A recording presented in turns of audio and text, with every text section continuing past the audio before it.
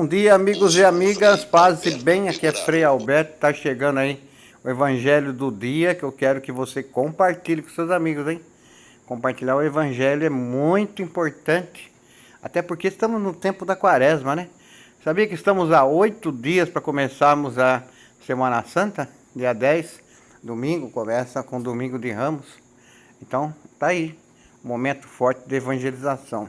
Mandar o Evangelho sempre é bom, tá? Hoje, neste sábado, dia 2, teremos o Evangelho de João, capítulo 7, de 40 a 53. Vamos fazer o anúncio do Evangelho. O Senhor esteja convosco, Ele está no meio de nós. Proclamação do Evangelho de Jesus Cristo, segundo João, glória a vós, Senhor. Naquele tempo, ao ouvirem as palavras de Jesus, algumas pessoas da multidão diziam: este é verdadeiramente o profeta. Outros diziam: ele é o Messias. Mas alguns objetavam: porventura o Messias virá da Galileia? Não diz a Escritura que o Messias será da descendência de Davi, virá de Belém, povoado de onde era Davi?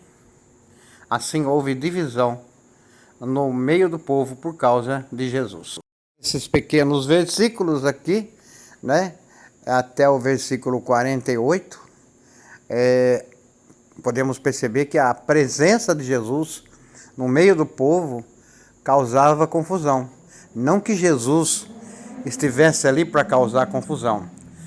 É porque as atitudes de Jesus confundiam as pessoas, ou elas ficavam assustadas, ou elas ficavam admiradas. Cada qual, no seu posicionamento, falava que Jesus era verdadeiramente um profeta, talvez uma referência a Isaías e Jeremias, que teriam ressuscitado, ou diziam que Jesus era o Messias, e cada um dizia o que queria, na verdade, né?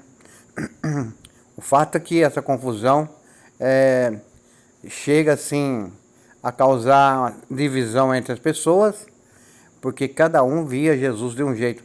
É um pouco a confusão, no meu entendimento, que causa ainda hoje.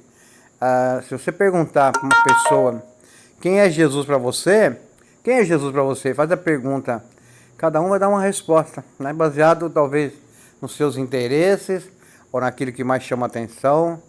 Tem gente que vai falar que Jesus é um profeta, tem gente que vai falar que Jesus é o Filho de Deus, que eu acredito. Tem gente que vai falar que Jesus é um milagreiro. Tem gente que vai dar uma ênfase nas palavras de Jesus, ou alguém vai dar uma ênfase nos milagres. Enfim, essa confusão existe, talvez nem porque as pessoas querem fazer confusão.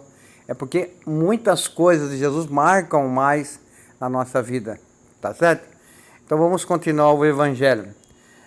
Alguns queriam prendê-lo, mas ninguém pôs a mão nele, porque, claro, com tanta confusão, ninguém sabia exatamente quem se tratava, então o pessoal tinha medo de colocar a mão nele, mas saber com quem eles estariam mexendo, né, na realidade.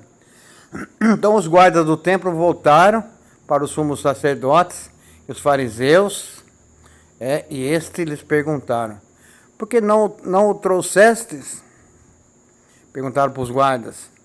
Os guardas responderam: ninguém jamais falou como esse homem. Então veja que até os guardas ficaram admirados com as palavras de Jesus. Mas os fariseus não foram lá prendê-lo, né? Medo do povo, né? Nem os mestres da lei também não. Mandaram os guardas e eles também ficaram assim, como que na dúvida. Como é que vai prender um homem que tem palavras sábias? Dá para entender assim o Evangelho. Ele tem palavras, ninguém jamais falou como esse homem. Então os fariseus disseram-lhes: também vós vos deixastes enganar? Então, para os fariseus, qualquer pessoa que seguisse Jesus estaria sendo enganada. Justamente porque Jesus falava a verdade, né? O que Jesus falava desmascarava o farisaísmo, a hipocrisia daquelas pessoas. É claro que a política contra Jesus, aí, vamos dizer, a ideologia contra Jesus também era muito grande ali no meio daqueles que mandavam, aqueles que coordenavam. Por acaso algum do chefe ou dos fariseus acreditou nele? Então quem são vocês para acreditar? Que autoridade ele tem sobre vocês? Mas essa gente que não conhece a lei é maldita. Eles falaram. Quem não conhece as leis não é querida de Deus. É amaldiçoada por Deus, porque eles seguiam Jesus. Nicodemos, porém, um dos fariseus, aquele que se tinha encontrado com Jesus anteriormente, disse: será que a nossa lei julga alguém antes de ouvir e saber o que ele fez? Então aí Nicodemos, ele tem já uma postura bastante equilibrada. Estamos julgando alguém sem dar oportunidade de se defender? Ou estamos julgando as palavras de alguém sem conhecer o que a pessoa fala, né?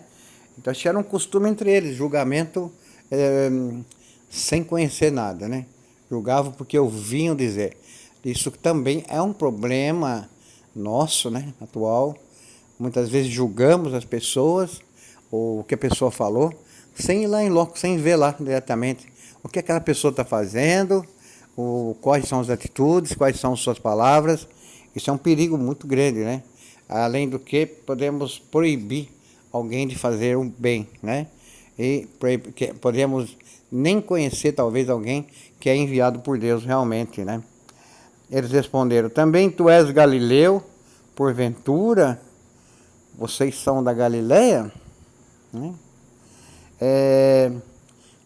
Você também é da Galileia para apoiar ele, né? Vai estudar e verás que da Galileia não surge profeta. Era ideologia. Galileia, lugar pobre, não surgiria ali no meio do povo pobre um profeta da altura de Jesus. Na cabeça deles, olha a ideologia como que é interessante. Naquele lugar pode vir coisa boa, o Evangelho já fala, né? Então a ideologia, pode vir alguma coisa boa de uma vila, de um bairro, onde as pessoas são pessoas sempre trabalhadoras. Então essa ideologia também é massacrante, ela é perigosa, né? Mas eu não tenho visto muito isso não, na igreja não, sabe? Tenho visto as pessoas falarem bem dos pregadores, dos padres, deu uma amenizada isso, né? As pessoas estão tendo um pouquinho mais de prudência na hora do julgamento. Mas que bom, esse evangelho é bonito, as coisas vão apertando, né, contra Jesus, alguns aceitam, alguns questionam, alguns ficam confusos, outros já detonam logo, né, Jesus, querendo prendê-lo, e a gente vai entrando, vai sendo imbuído, envolvido no evangelho, e fica aquela pergunta: o que nós achamos de Jesus, né? Quem é esse Jesus para nós? O que ele faz, suas palavras, como que elas entram na nossa vida e no nosso coração. Eu te desejo hoje muita paz no seu coração, alegria. Peço que você compartilhe o evangelho. É muito importante mandar a palavra de Deus. Não me canso de falar isso, tá bom? Um abraço, beijo no seu coração. Até a noite com a Via Sacra, hein? Todo dia está tendo a Via Sacra. É muito legal. São 6 minutinhos de Via Sacra por dia. Tchau. Até amanhã. Tchau. Até hoje à noite. Tchau.